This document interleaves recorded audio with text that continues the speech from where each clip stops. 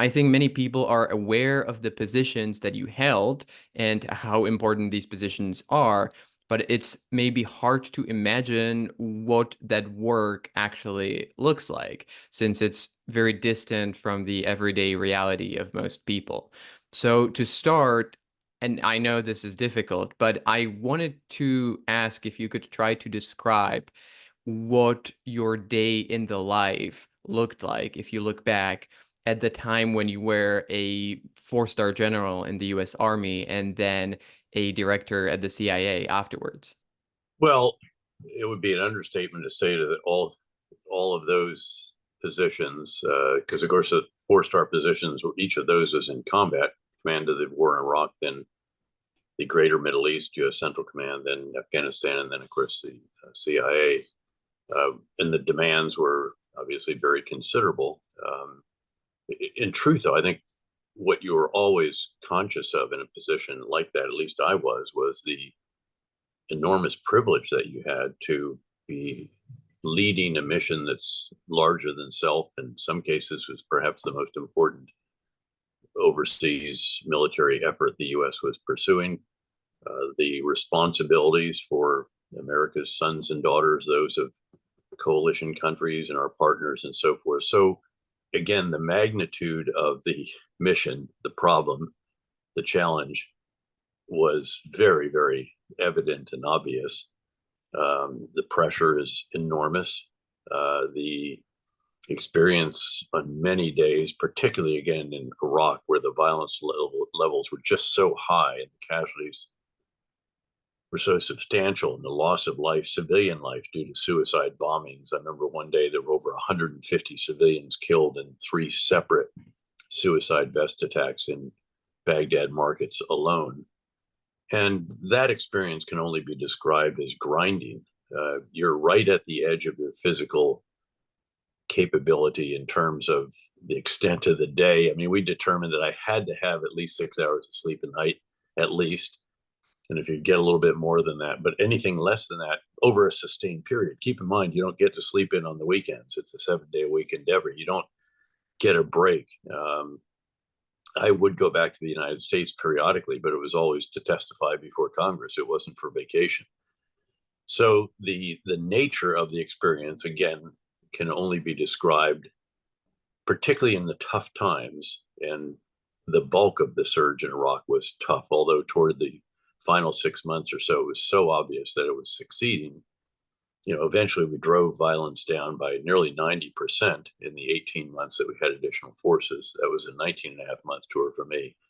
But again, the only way to describe that is to say that it was a really grinding experience. And you're just pushing yourself as hard as you can. All the folks around you are pushing as hard as they can. The troops in the field, for whom you feel this incredible responsibility, are pushing as hard as they can. The weather is extreme. It'd be 120 degrees in Baghdad with a 15 to 25 knot wind blowing sand in your face.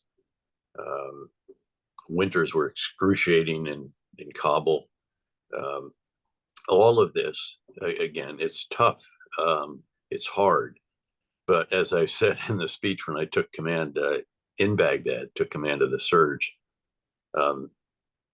in Iraq, it's all hard all the time, but hard is not hopeless. And our great young men and women in uniform and their coalition and Iraqi and Afghan and other partners, together with our diplomatic intelligence, development, rule of law, and other partners, proved that that was true. And in the course of the surge in Iraq, driving violence down by nearly 90%, even the fiercest critics of the surge acknowledged that it had worked, and it continued to work for another 3.5 years as we had an orderly drawdown of our forces and a transition of responsibilities to the Iraqis. In fact, violence continued to go down a bit more during that period.